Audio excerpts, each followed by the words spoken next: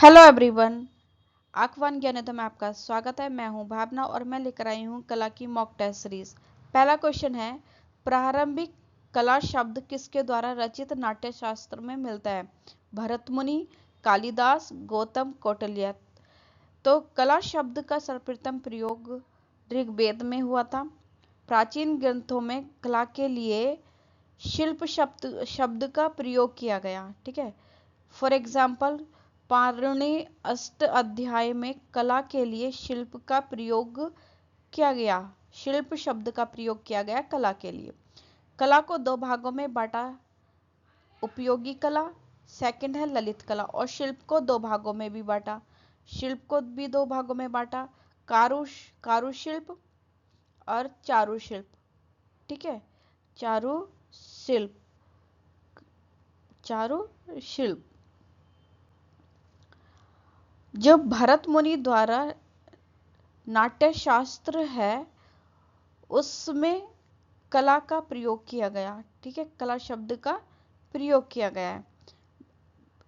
नाट्य शास्त्र में वास्तविक तथा व्यावहारिक शब्द कला का प्रयोग किया गया है। तो इसका राइट आंसर हो जाएगा भरत मुनि। इसका राइट आंसर हो जाएगा भरत मुनि। यहीं से पता चला जो नाट्य शास्त्र है वो किसकी रचयिता है, किसकी रचना है, तो वो भरत मुनि जी की। ठीक है, और भरत मुनि जी ने कला शब्द का प्रयोग किया है। नेक्स्ट क्वेश्चन को पे चलते हैं। प्रबंध कोश क्या है? बौद्ध ग्रंथ है, जैन ग्रंथ है, शैव ग्रंथ है, वैष्णव ग्रंथ है। प्रबंध कोश जो है ये जैन धर्म से संबंधित है। ये जैन धर्म से संबंधित है, जैन ग्रंथ है ये। और ये संस्कृत भाषा में लिखा गया है। संस्कृत भाषा में इसको लिखा गया है। लिखने वाला कौन है? जैन विद्वान है राजशेखर सूरि, जिन्होंने इसको लिखा है प्रबंध कोश को। नेक्स्ट क्वेश्चन पे चलते हैं। निम्नलिखित में से सही कथन चुनिए। इसमें से सही कथन चुनना है। संस्कृति सदैव आगे बढ़ती है परंतु सभ्यता नहीं। सेकंड है, संस्कृति की माप का एक निश्चित मापदंड होता है जबकि सभ्यता का नहीं। संस्कृत बिना प्रयत्न के हस्तांतरित होती है किंतु सभ्यता नहीं। सभ्यता वह है जो हम बनाते हैं, संस्कृति वह है जो हम हैं।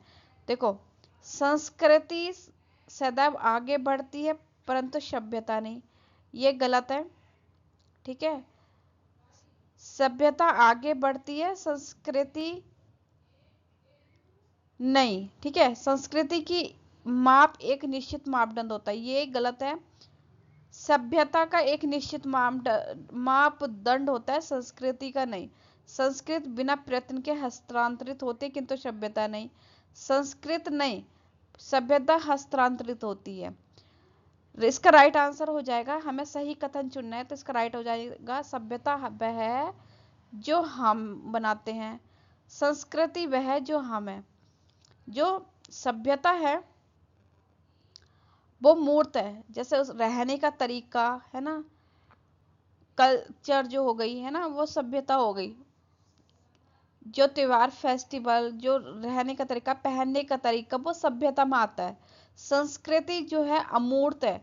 अमूर्त है, जैसे हमारे विचार, हमारी सोच, ये हमारी संस्कृति है। हमारे गुण है ना, अब गुण ये हमारी संस्कृति में आते हैं, तो ये अमूर्त है। इसका राइट आंसर ये हो जाएगा, फोर्थ वाला।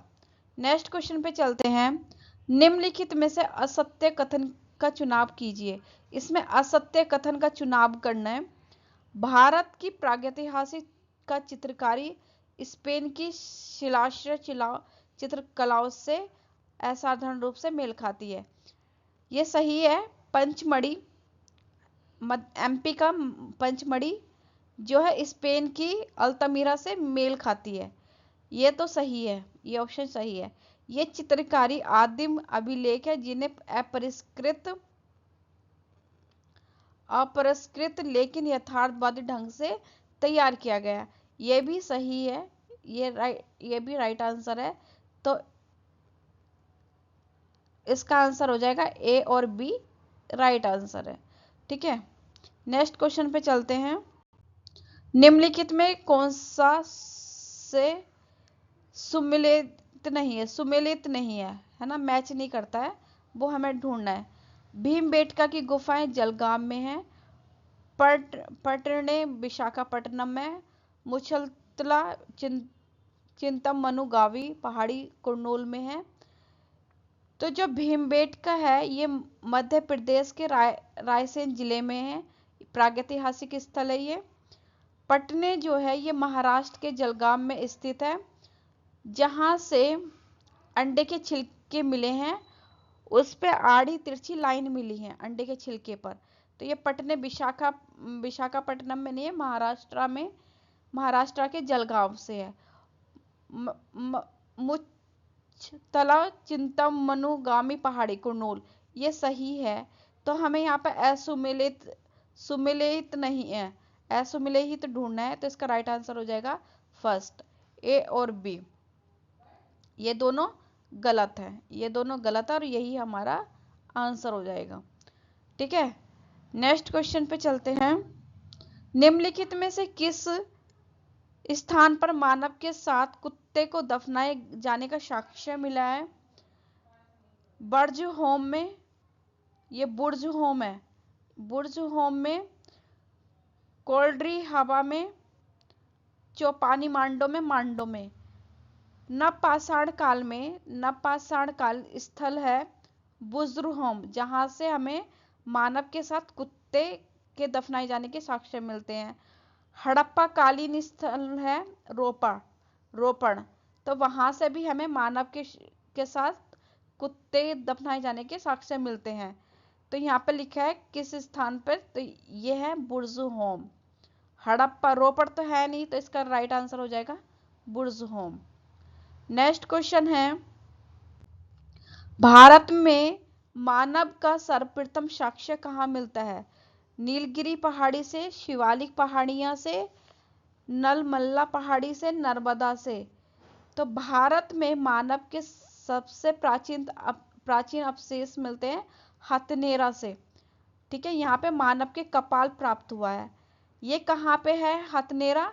ये एमपी के नर्मदा नदी घाटी में स्थित है।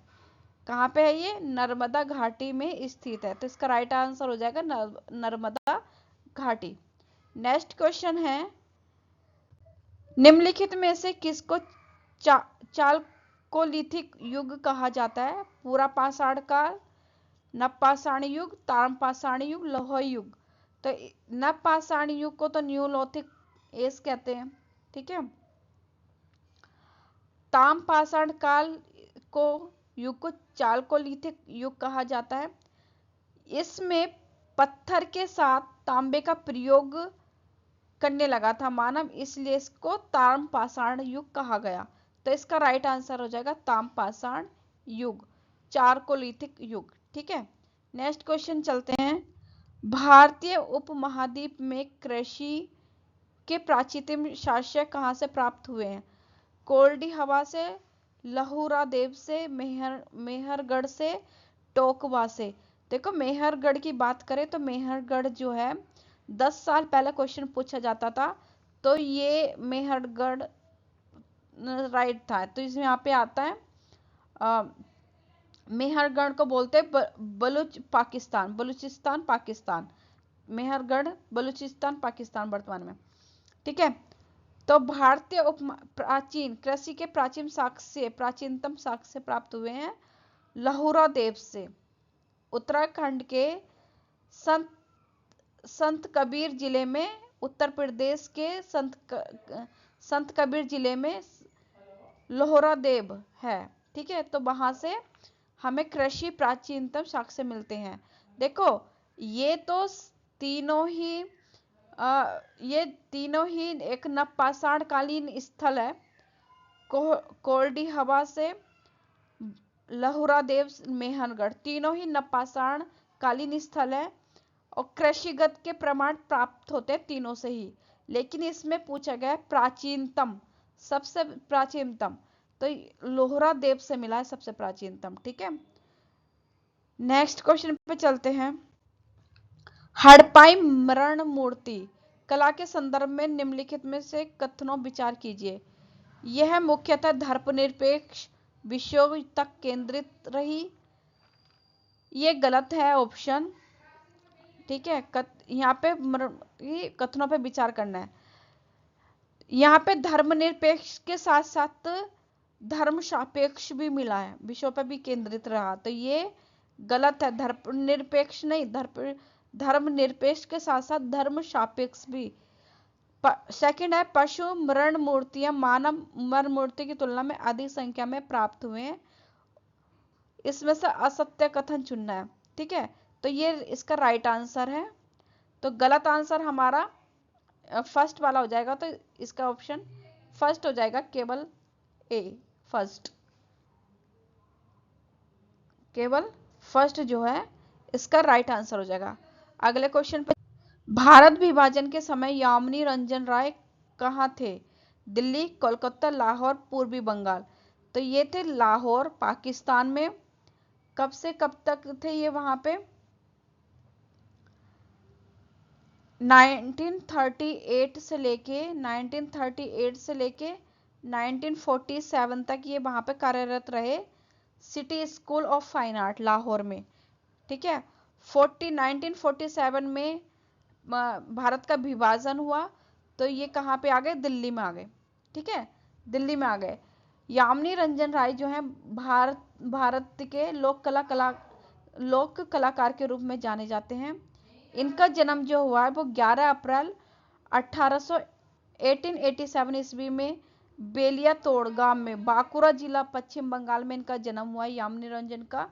शिक्षा इन्होंने ग्रहण करी थी, कलकत्ता कला विद्यालय में प्रवेश लिया था, लेकिन वहां पर शिक्षा इनकी पूर्ण नहीं हो पाई थी। फिर उसके बाद इन्होंने मेयो कला विद्यालय में निदेशक रहे। फिर ये Lahore city school of fine arts Lahore में चले गए थे, वहां पे निदेशक के रूप में इन्होंने कार्य किया था।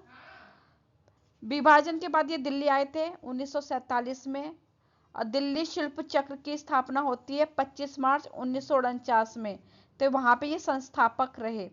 महात्मा गांधी जी ने इनको राष्ट्रवादी चित्रकारी कहा था।